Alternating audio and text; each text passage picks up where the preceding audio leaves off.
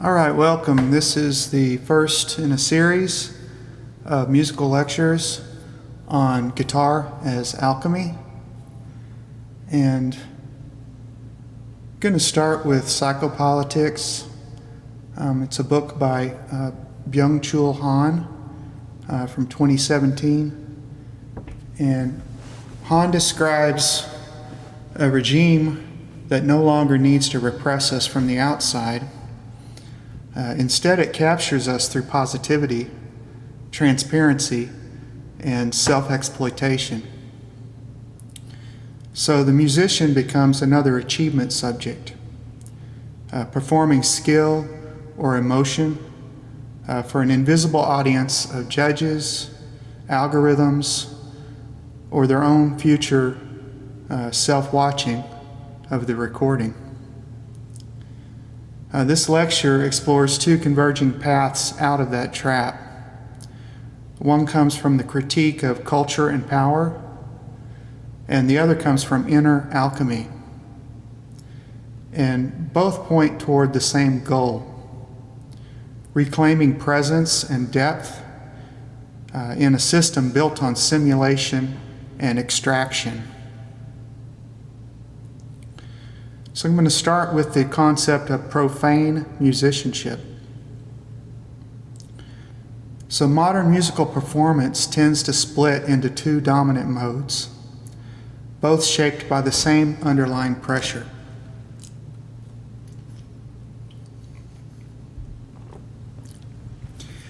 On one side, we have mechanical, emotionally flat playing, a precise, controlled, and often technically impressive, but lacking real presence. And on the other, we see exaggerated and inauthentic emotional displays, theatrical phrasing, overdone dynamics, and visible feeling that often feels applied rather than genuine. It's performed emotion or signs of emotion that are on display. Without authentic emotion, by the way. So both modes turn music into a form of self-presentation. So whether the musician suppresses affect or performs its signs, the result is similar. The playing becomes something to be watched and evaluated rather than something lived.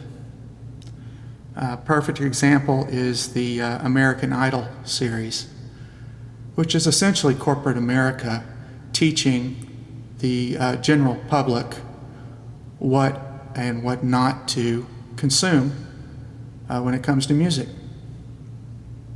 And it's whatever is profitable for the recording industry, surprisingly. So what I'm calling profane musicianship is an attempt to step outside of this, to evade it. It means deliberately removing the imposed value placed on technical mastery and emotional display, so that music can return to a more direct and charged state. This doesn't mean playing badly or without skill. It means refusing to treat the instrument primarily as a vehicle for performance or self-image, for mechanical reproduction, which mirrors the society. So some practical shifts that support this include working with non-functional and non-hierarchical harmony, breaking away from formulas and patterns, unpredictability, bringing that into your playing, allowing the instrument's natural imperfections to remain, and prioritizing stillness and restraint over constant display. It also often means keeping much of the work private, without the pressure of documentation or external judgment. So now I'm going to talk about guitar as alchemy. So the second path treats the guitar as an alchemical crucible, which has a a rooted history in Western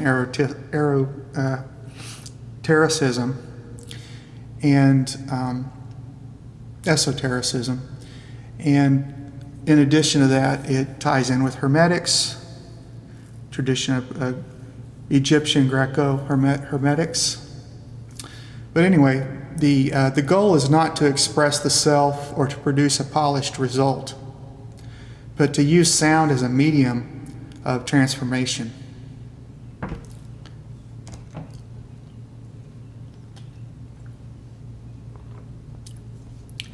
In this approach, the instrument is not a stage. It becomes the place where raw material, sound, body, attention, and subtle forces is worked with directly. The intention is to allow something to shift or clarify through the act of playing.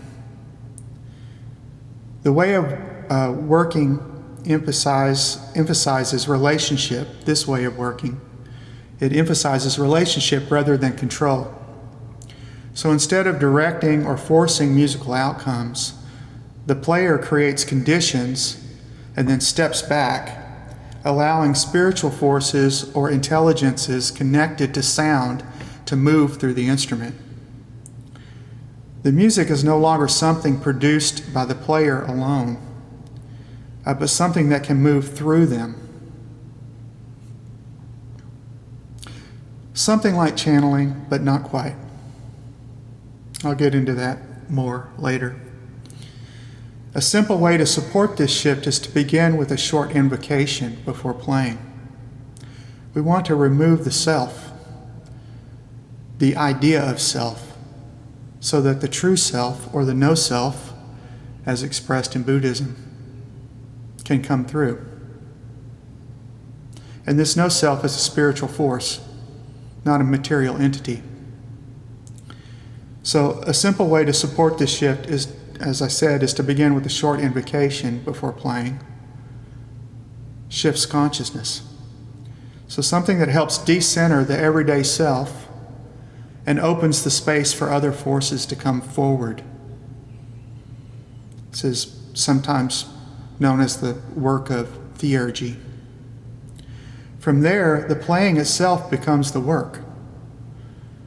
Non-functional harmony, space, the instrument's natural qualities are treated as living material rather than a problem to be solved.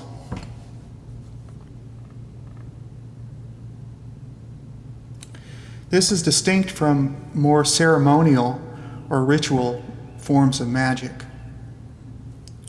which often rely on structured hierarchies and the directing of forces through will and symbol. What I'm describing here is closer to a form of inner alchemy. So using sound as a means of inner transformation through relationship rather than hierarchy. We're not commanding or dominating spiritual forces outside of our comprehension, by the way. So, to converge these two ideas, psychopolitics and guitar as alchemy, I want to suggest a convergence of inner and outer alchemy. The external critique of psychopolitics captures the internal,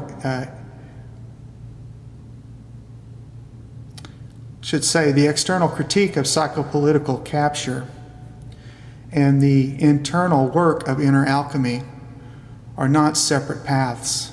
They move towards the same condition from opposite directions. The external analysis reveals how the demand for constant visibility, emotional legibility, and optimized performance hollows out genuine presence. The internal work provides the means to recover that presence through direct practice. One clears the ground by exposing the trap. The other cultivates what can grow once the trap is seen through. Just brought to consciousness, brought to awareness. and allowed to, so we don't lie to ourselves and fragment our psyche, which leads to mental illness. And that can be socially conditioned or conditioned internally through our own psyche, our psychic tension and pressures.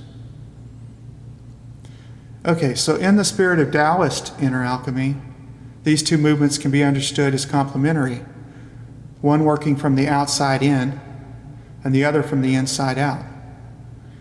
And together they support the same transformation, the shift from a self that must constantly perform and be seen to a presence in which something deeper can move and take form, something more opaque, something more ambiguous, perhaps not quite clearly understood, mysterious.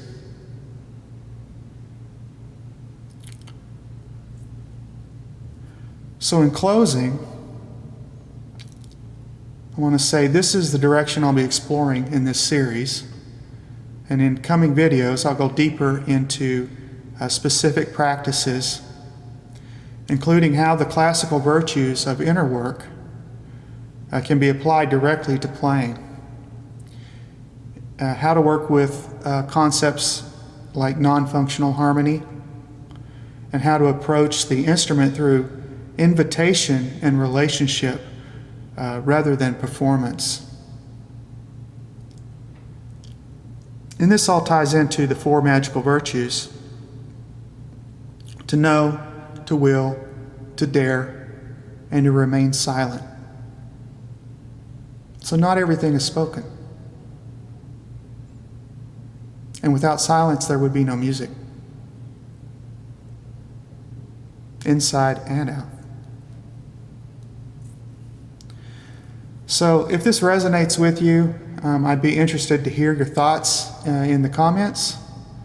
And thank you for watching.